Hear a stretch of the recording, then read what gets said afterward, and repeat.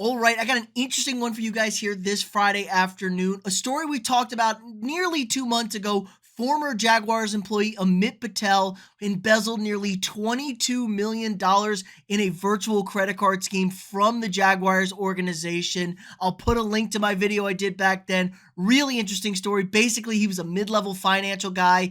There was a virtual credit card scheme where he could just write off expenses, and he was using that money to live a baller lifestyle, bought himself extravagant trips with his friends, living it up, popping bottles in the club, bought himself a $95,000 watch. But the biggest and really the most eye-opening thing was he allegedly lost nearly $20 million on daily fantasy sports betting, and the Jacksonville Jaguars are now asking FanDuel to return that $20 million that was stolen from them that he lost on the site. And basically, FanDuel is telling the Jaguars to go shove it. It's a really interesting case, I think, because both sides have a very strong argument, I think. There are legal protections. I mean, look at it this way. If you buy somebody's stolen property, guess what? You got to return that property. If they find out you have it, you're on the hook. Tough titties. You got to return that property. You're out the money you spent. That's kind of how it works. Now, it's a little different for the money here, but the Jaguars can prove that the money was transferred directly from their credit cards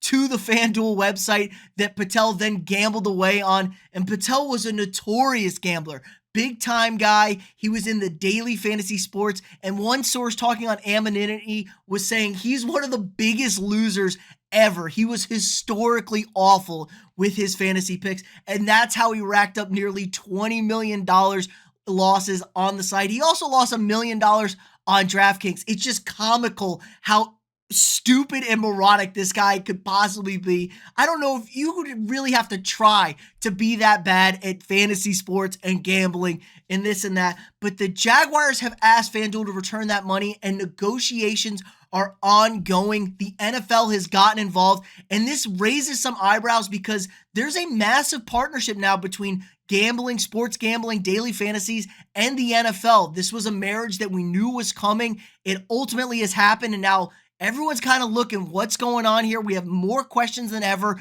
about match fixing, terrible officiating. People are on the take. And now the Jaguars saying, hey, you got to be upfront with us. You're partners with us. You can't have this. Now, the laws are a little murky here. There are federal laws with sports gambling. The gambling sites have a duty to make sure that they aren't aiding and abetting and embezzling. You know, they have clean funds. They have to do their due diligence. People making larger bets than their actual income should raise some red flags, and they need to go in. They need to take proper precautions to make sure they aren't using illegal funds, allowing people to launder money, stuff like that. So there is laws on the books for them, but it gets a lot murkier when we're dealing with daily fantasy. Daily fantasy gambling is a lot different than the regular sports gambling. Sports gambling is only legal in about half the country, but the daily stuff is legal in most of the country. I can do the daily fantasy sports here in the state of Texas. Can't sports gamble though. Can't bet on, lines and spreads and things like that. So the regulations are a little bit murkier, but sources close to negotiation saying they're trying to work out a settlement between the two sides, but they said they would be flabbergasted if FanDuel paid anything.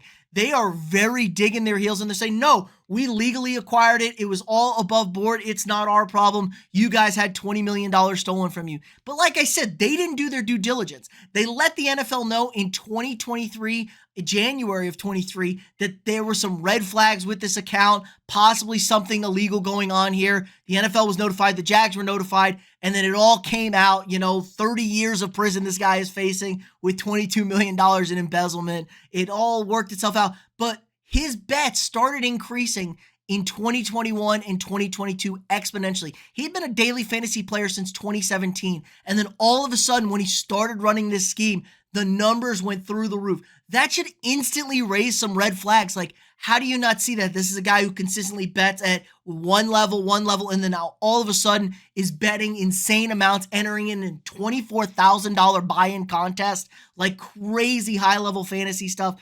That should immediately alert, like, what the hell is going on? Who is this guy? What are we doing here?